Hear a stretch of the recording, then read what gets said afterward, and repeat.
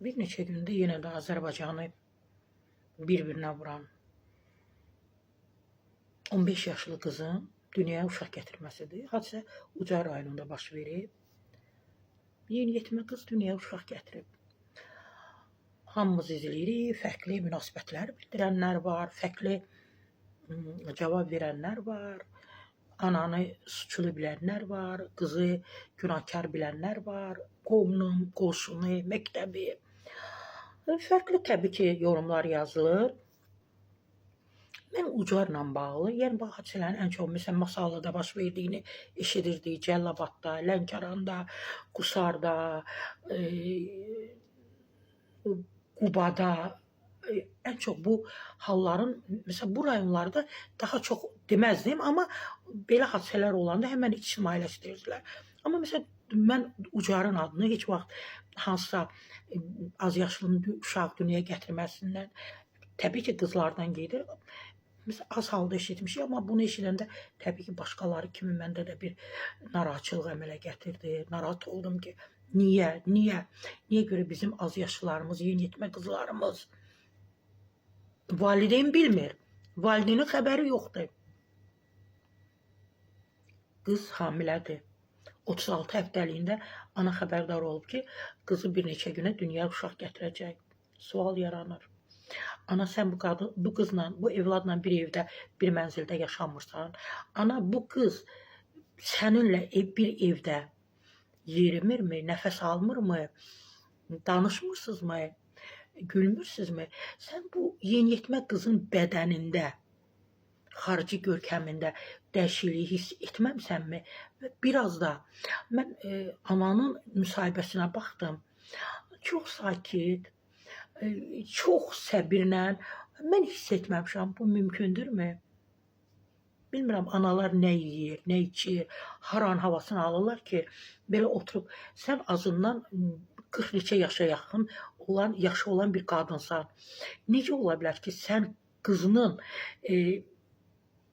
heç hələ onun o münasibətlərini demirəm, onun o davranışlarını demirəm, onun o İstər-istəməz o münasibətlərdə hiss olunur ki, bu qızın həyatında nəsə var.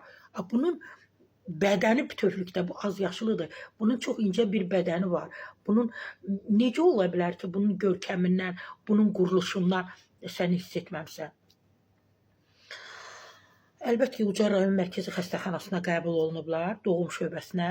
Hadisə aprelin 14-də saat 19:00 radələrində baş verib. Qız 2011-ci il təvəllüdlüdür və mərkəzi xəstəxanaya gətiriblər onu. Və mən 36 dedim, ona 31-32 həftəlik hamiləlik diaqnozu təyin edilib. Pasiyent saat 20-20 radələrində cinsi kişi, yəni uşaq oğlandır da, çəksi 1 kiloqram 900 qram olan, boyu 44 santimetr uşaq dünyaya gətirib. Allah, o körpənin günahı nədir?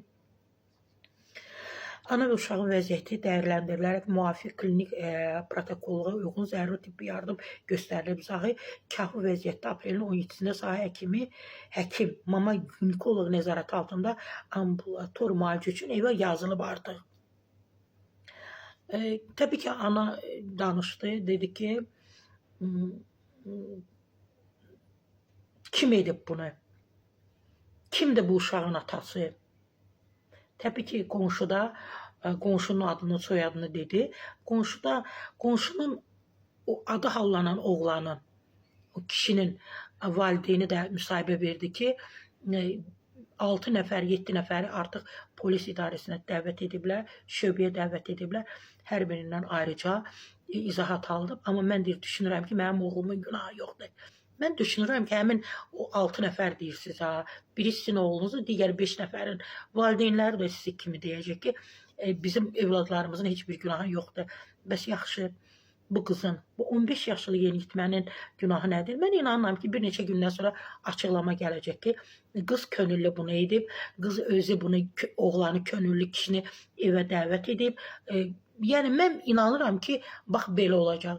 Amma ona da inanıram ki, hüquq mühafizə orqanları, yəni hüquq müstəvisində bu məsələ öz həllini tapacaq və həqiqətlər insanlara çatdırılacaq. Mən inanıram ki, Yenə də etməyin belə.